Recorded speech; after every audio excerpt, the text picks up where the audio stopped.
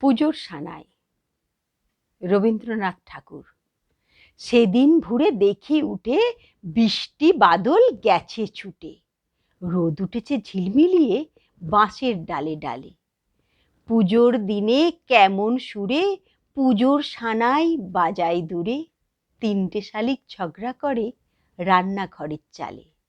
শীতের বেলায় দুই প্রহরে দূরে কাদের ছাদের পরে ছোট্ট মেয়ে রোদ্দুরে দেয় বেকনি রঙের শাড়ি। চেয়ে চেয়ে চুপ করে রই তেপান্তরের পার বুঝি ওই, মনে ভাবি ওইখানেতেই আছে রাজার বাড়ি। থাকতো যদি মেখে ওরা পক্ষীরাজের বাচ্চা ঘোড়া, তক্ষুনি যেতেম তাকে লাগাম দিয়ে কষে। যেতে যেতে নদীর তীরে ব্যঙ্গমার ব্যঙ্গ মেরে পথ শুধিয়ে নিতেম আমি গাছের তলায় বসে।